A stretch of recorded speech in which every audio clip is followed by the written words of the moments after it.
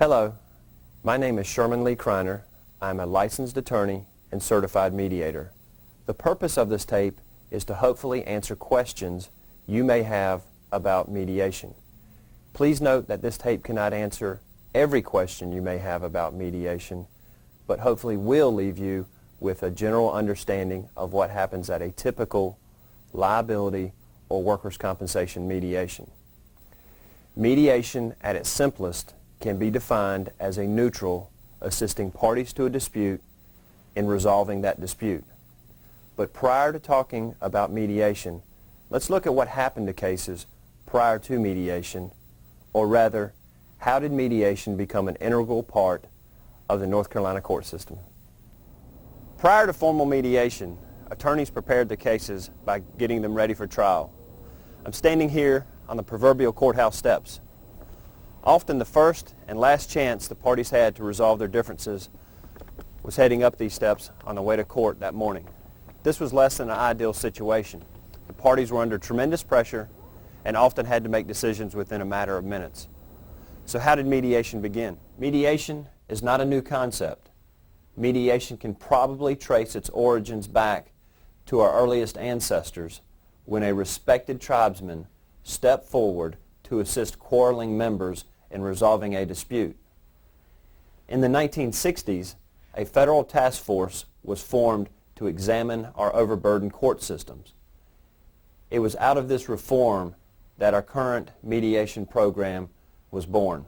With national attention focused on the problems in the federal courts, North Carolina and other states began to study the state courts and explore alternatives to traditional litigation.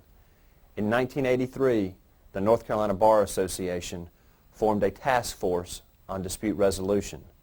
In 1985, that task force issued a report with recommendations encouraging the development of alternative methods of dispute resolution. The task force began looking at the Florida court-based mediation model.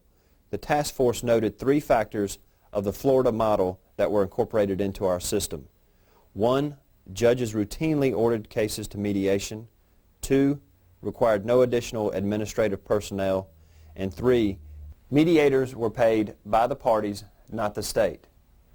In 1991, legislation was introduced into the North Carolina General Assembly with unanimous bipartisan support establishing the Mediated Settlement Conference pilot program.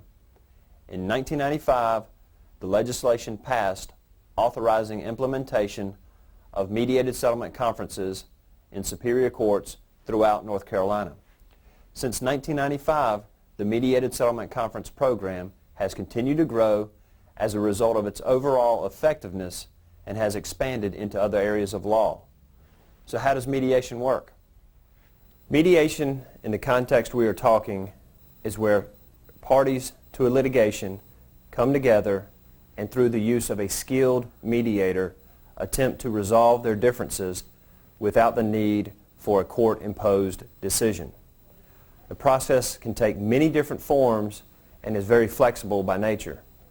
But what I'd like to show you today is an example of what you are likely to see at a mediation.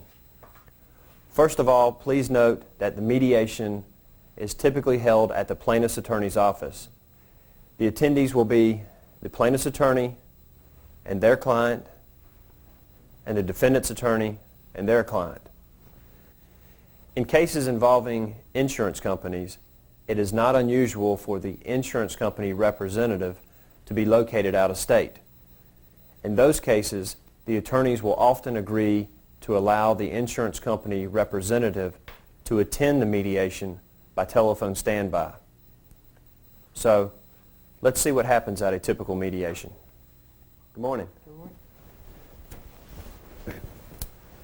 I appreciate y'all allowing me to work with you today. A little bit about my background is I'm an attorney here in Wilmington. I'm also a certified mediator. I do about 400 of these mediations a year where the attorneys ask me to come in to assist their clients in trying to resolve whatever issues are in dispute. Keep in mind, I'm not a judge, I'm not a jury, I don't have any authority here today other than to declare an impasse. There are other forms of alternative dispute resolution, but what we're going to be doing here today is a mediation. I don't know anything about the facts of the case.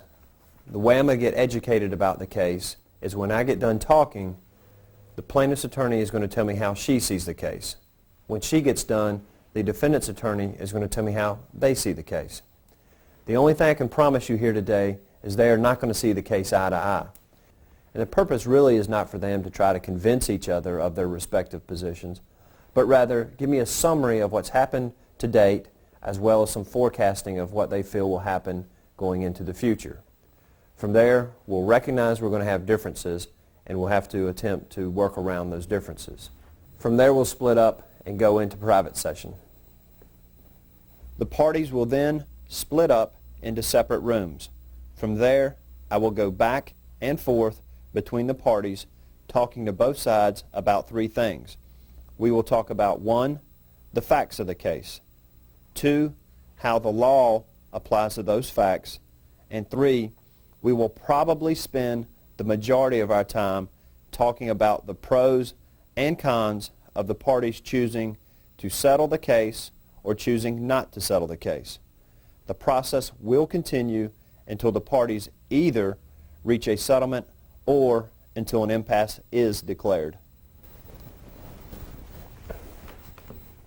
Keep in mind when we're in the private sessions, anything we talk about, I feel free to share that information back and forth between both sides. And it's by exchanging that information we make progress in a mediation. However, the rules of mediation also recognize that from time to time you may want to tell me certain information, but do not want me to share it with the other side. If that ever occurs, all you have to do is tell me what it is you want me to know, but tell me not to tell the other side or to keep the information confidential. I will not tell the other side, and your attorney will help you with that. The other way there's confidentiality in this process is anything that's learned or discussed here today is not directly admissible in the court. Meaning you can't be questioned about anything that happens here today, and I cannot be called to testify about anything that happens here today. Most of the mediations I conduct settle, but they don't all settle. If your case does not settle, then you have the right to continue with litigation. As an attorney, I have lost cases I should have won and won cases I should have lost. The point being is that there are no guarantees with litigation. I've represented insurance companies, insureds, as well as injured people. My experience with my clients, whether they fit into any of those three categories, are that they prefer mediation because it avoids drawn-out litigation, is cost-effective, and the parties have control of the outcome rather than the courts imposing a decision upon them. As with all negotiations, it's going to require a compromise on both sides. If the case settles, then the parties sign a mediated settlement agreement where they reduce their negotiated agreement to writing. The mediator then reports the settlement agreement to the court that the case is now settled to prevent it from moving forward on the trial calendar. What happens if the case does not settle? If the case does not settle, then the mediator will report the case as an impasse, and the case will slowly work its way towards trial. In most cases, the underlying dispute will have to be resolved here in the courtroom. Here in the courtroom, there are no guarantees other than that a verdict will be rendered.